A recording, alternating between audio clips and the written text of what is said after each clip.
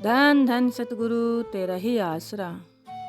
सतगुरु जी की प्यारी साध संगत जी, आज हम सुनते हैं कि परमपिता दयालु कुल मालिक ने अपने प्रेमी को राम नाम की दात बकसकर खतरनाक बीमारी से कैसे बचाया। तो आइए सुनते हैं धन धन सतगुरु तेरा ही आसरा। सन 1974 की बात है। उन दिनों रात को भी सत्संग हुआ करते थे। उन्हीं दिनों में पूजनीय परम पिताजी जब रात को गांव में सत्संग करने गए तो प्रेमी ने सत्संग में बैठने व सुनने की बजाय संत महात्माओं की निंदा करनी शुरू कर दी। उस समय उसने नामदान नहीं लिया हुआ था। उसके सिर पर काल का भारी कर्ज था, जिस कारण उसका चंचल मन उसे सत्संग से उठाकर ले गया। मन की यही आदत है कि वह कोई न बहाना बनाकर जीव को सत्संग, संत महात्माओं की संगत व प्रभु भक्ति से दूर रखता है। काल ने उसकी यह ड्यूटी लगा रखी है। मन ने अपनी बुद्धि को ऐसा मलिन कर दिया था कि वह सत्संग तथा संत महात्माओं की निंदा करता व उन्हें भला बुरा कहता हुआ अपने घर को चला गया। अगले ही दिन सुबह जब वह अपने बिस्तर से उठा तो उसे बहुत तेज बुखार था। उसने दवाई आदि ली। वह बुखार भी ऐसा था कि घटने का नाम ही नहीं लेता था। धीरे धीरे वही बुखार क्षय रोग, टीबी, तपेदिक का रोग बन गया। उस बीमारी का भी उसे तब पता चला जब उसे पहली बार श्री गंगाराम डॉक्टर ने बताया। उसके बाद डॉक्टर ने भी यही बीमारी बताई। डॉक्टरों की दवाई कई दिनों तक लगातार खाने के बाद भी उसका रोग घटने की बजाय ज़्यादा बढ़ता चला गया। उसे शहर के टीबी अस्पताल में दाखिल करवाया गया।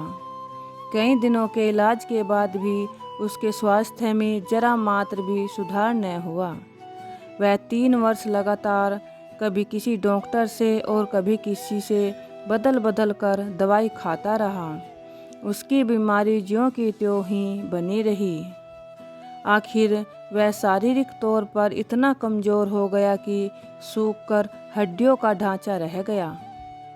उसकी बीमारी ने बहुत खतरनाक रूप धारण कर लिया, जिससे उसके सगे संबंधी व घर वाले भी उससे घृणा करने लग गए थे। वह सारा दिन एक बंद कमरे में ही पड़ा रहता। कोई भी उससे बात तक नहीं करता था। सभी देखने वाले उसे कुछ दिनों का मेहमान कहते थे। अचानक उसे 3 वर्ष पहले वाली बात याद आ गई, जो उसने कुल मालिक पूर्ण संत सतगुरु जी को अपने मुंह से निंदा की थी। शायद वह उसी अपराध का दंड भुगत रहा है। उसके मन में यह बात बैठ गई कि वह संतों का घोर अपराधी है। इस पर प्रेमी पश्चाताप करने लगा कि हे परमात्मा, या तो उसकी जान ले ले या उसे क्षमा कर देकर अपनी शरण में ले ले। अब इससे ज़्यादा उसमें सहन करने की हिम्मत नहीं है। ईश्वर प्रभु तो सदा मेहरबान है। संत जन न तो किसी को श्राप देते हैं और न ही किसी को बुराई करते हैं या कड़वी फीकी बातें कहते हैं। संत महात्मा तो जीवों का उद्धार करने के लिए ही संसार में आते हैं। जीव जब भी पुकार करता है, मालिक किसी न किसी रूप में मदद के लिए स्वयं पहुंच जाते हैं। उसके लिए कोई साधना वसीला बना देता है। उसी प्रकार प्रेमी के लिए भी प्रेमी स्वयं कुल मालिक दयालु परम पिताजी का एक शांति दूत सिद्ध हुआ। प्रेमी ने उसे समझाया। वह 3 वर्षों से लगातार दवाइयाँ आदि खा रहा है, फिर भी उसका रोग ज्यों का त्यों अब वह मृत्यु के नज़दीक पहुंच चुका है। कुल मालिक परम पिताजी से नामदान प्राप्त करके कम से कम अपनी आत्मा का उद्धार तो करवा ले। दूसरे प्रेमी ने उसे यह विश्वास भी दिलाया कि वह नामदान प्राप्त कर ले तो हो सकता है उसकी भयंकर बीमारी भी दूर हो जाए। परम पिताजी का फरमान है, नाम लैन नाल आत्मा दे जन्मा जन्मा दे रोग, दूर हो जांदे हन अते इसदे नाल ही कई शारीरिक रोग भी खत्म हो जांदे हन। यह बात सुनकर प्रेमी ने कहा, भाई मैं 3 साल से दवाइयाँ खा रहा हूँ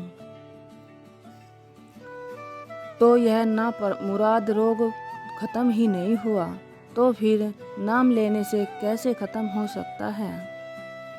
दूसरे प्रेमी ने उसे जोर देकर एक दिन सत्संग पर दरबार में ले गया और कहने लगा, तू एक बार नाम लेकर देख ले। जो कोई जीव किसी भी हालात में जब मालिक की शरण में आ जाता है तो मालिक उस पर हमेशा अपनी दया मेहर ही करता है। बीमारी की उसी अवस्था में प्रेमी ने दरबार में जाकर मालिक से प्रार्थना की। उसने कुल मालिक का सत्संग सुना और स्वयं प्रभु के दर्शन किए तो मन ही में पश्चाताप हुआ, जिस कारण वैराग्य के रूप में आँखों से पानी बहने लगा। मानो आंसुओं का रूप धारण करके उसकी यह भयानक बीमारी बाहर बह गई। कुल मालिक की दया मेहर से उसी सत्संग पर उसे नामदान प्राप्त हो गया। नाम सब रोगों की दवाई है। नामदान प्राप्त करके प्रेमी को इतना विश्वास हो गया कि अब उसे दवाई खाने की ज़रूरत नहीं है। सतगुरु परम पिताजी ने उसे अंदर से इतना हौसला व भरोसा करवाया कि सत्संग में आने, कुल मालिक के दर्शन करने व नाम लेने से उसकी बीमारी खत्म हो गई। प्रेमी उस दिन अंदर से बहुत खुश था। उसने लंगर का प्रसाद भी खाया।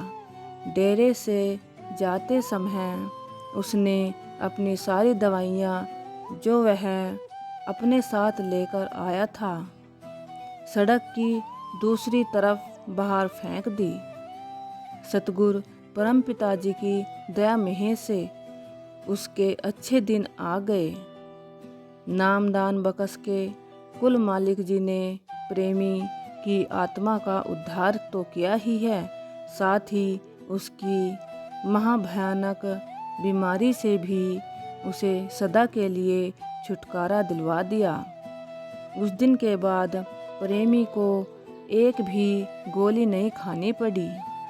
जीव एक बार अपने सतगुरु पर भरोसा कर ले, फिर उसे किसी भी कष्ट या दुख मुसीबत का डर नहीं रहता, क्योंकि उसका सतगुरु स्वयं उसका सच्चा सहायक व दोनों जहानों का रक्षक बन जाता है। धन धन सतगुरु तेरा ही आसरा।